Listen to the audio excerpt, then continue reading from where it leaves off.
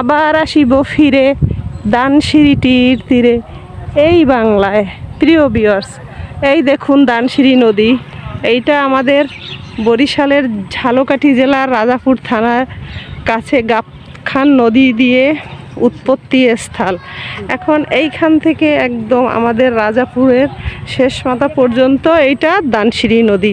আর এই নদী জীবনানন্দ দাশ তার আপন ছোঁয়া দিয়ে প্রকৃতির রূপ দেখে এরকম করে সাজিয়েছেন। এই দেখুন সেই নদী।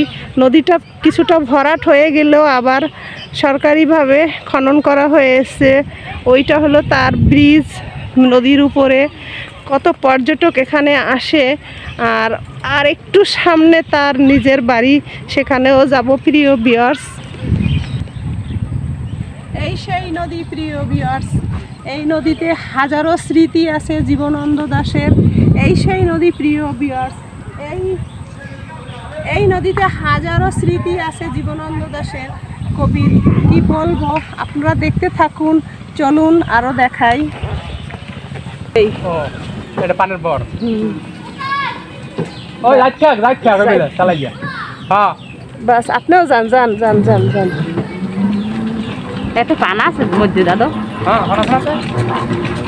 ওরে কাদার রাস্তা, এই তো দেখা যাইতে। এইটা হইছে, এই হলো শুরু জীবনানন্দ দাশের বাড়ির নদীর ঘাট। এইখান দিয়ে একদম এই দিকের আমাদের রাজাপুরে চলে গেছে। এখানেও একটা ব্রিজ। আর এই দিক দিয়ে চলে গেছে গাবখান। এই লতারি হেরিয়ে লান না কেন লাগে এই না বা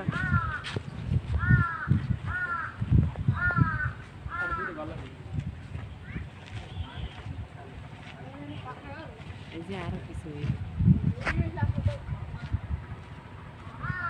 প্রিয় ভিউয়ার্স, এই পাঠশালা বা জীবনানন্দ দাশের সংগ্রহশালায় অনেক কিছু সংরক্ষিত করা আছে, নতুন করে উঠিয়েছে প্রশাসনিক ভবনরা, কিন্তু এখানে এখনো উদ্বোধন হয়নি। এইটা 17ই আগস্ট উদ্বোধন হবে, যদি ভাগ্যে থাকে। আবার দেখা হবে এই স্মৃতি নিয়ে আপনাদের মাঝে।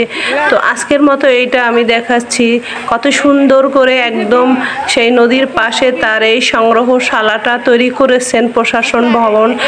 যাই হোক, এই দেখুন ছোট ছোট ব্রিজ, এর মাঝখান থেকে চারিপাশে একে বেঁকে খাল সেই দানসিঁড়ি নদীর চলে গেছে। এই দিক দিয়ে দেখুন। আমরা কি মূর্খ?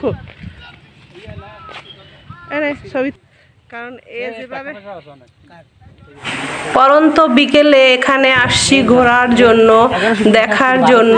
আগে তো আমরা শুধু নদীটাই দেখতাম। আর এই সংগ্রহশালা এইটা হয়েছে এই কিছুদিন ধরে, আরো কাজ চলতেছে, মানুষ এখানে আসতেছে, দেখতেছে, আরো খুব সুন্দরভাবে ভালো করে এইটাকে সাজিয়ে উঠবে পর্যটকদের জন্য। ইতিহাসের পাতায় আরো সুন্দর করে লেখা হবে, যে ইতিহাস আগের আছে তার সঙ্গে যোগ করে। যাই হোক প্রিয় ভিউয়ার্স, এই দেখুন আমি হেঁটে হেঁটে সব ঘুরে ঘুরে দেখাচ্ছি। আর এখানে আসা একদম সহজ। রাজাপুর ঝালকাঠিতে এসে অটো, বাইক, রিক্সা যাই পাই, তাতে যদি আমরা সবাই উঠে জিজ্ঞেস করি, এক নামে চিনিয়ে দেবে, কোনো ব্যাপার না, একদম সহজভাবে। এই দেখুন, আমিও এই নতুন সংগ্রহশালাটা চিনতাম না। রিক্সা যোগে রিক্সাওয়ালাকে বলে সুন্দর করে নিয়ে আসছে, কোনো রকম ঝামেলা পোহাতে হয় না। আত্মীয় ভাগনা ভাগ্নি নিয়ে আসছি দেখার জন্য।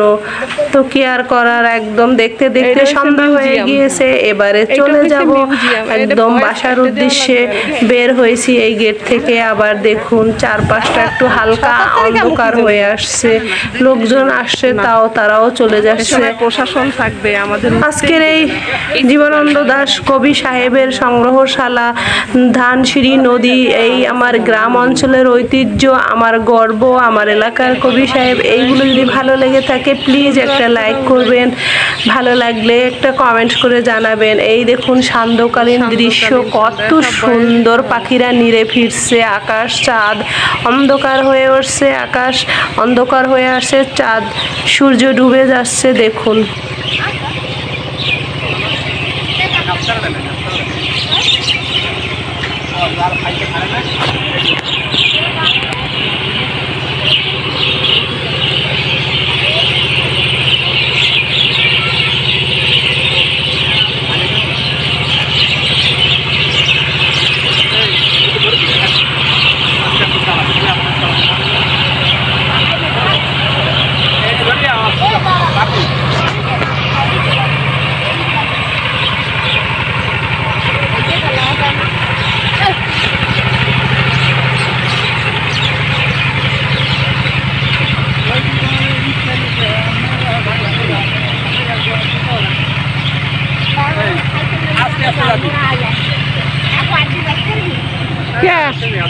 কতখানি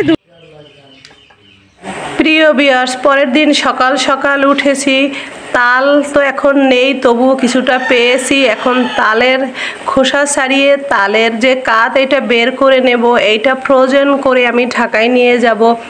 আর এই তাল কিন্তু কাঁচা খাওয়া যায়, একদম গাছ থেকে পেকে পড়েছে। ঢাকা শহরে এরকম তাল পাওয়াই যায় না, যাও পাওয়া যায় কি দিয়ে পাকিয়ে রাখে আল্লাহ জানে। সেই পাকা তাল খেতে একদম ভালো লাগে না। যাই হোক, এই দেখুন তালটা আমি আগে ধুয়ে ফ্রেশ করে নিয়েছি, তারপরে আঁশ ছাড়িয়ে নিচ্ছি। আর এইটা কাঁচা খেতেও আমার কাছে ভালো লাগে।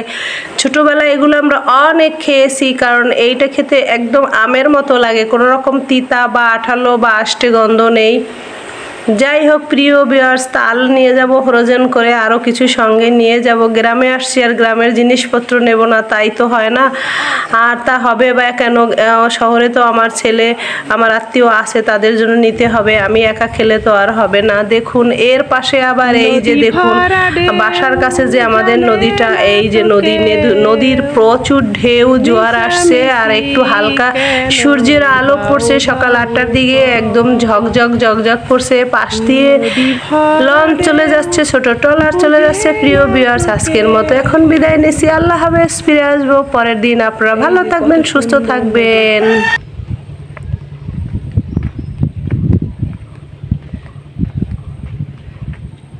ওই দূরে একটা লঞ্চ যাইতেছে,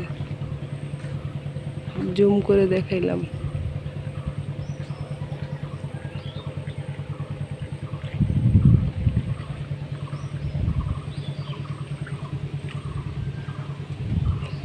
জোয়ার আইছে, জোয়ারের পানি কানায় কানায় ভর্তি হয়ে গেছে।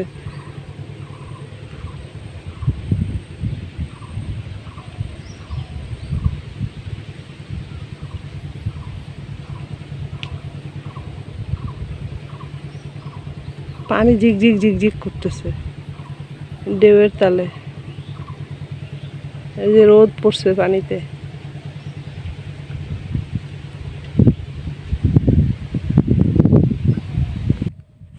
প্রিয় ভিউয়ার্স, এইটা হলো কচুর ফুল। এলাকার লোক এগুলো খেতেই জানে না, তো আমার দেখে খুব ভালো লাগছে, কারণ আমি এগুলো খেতে খুব পছন্দ করি।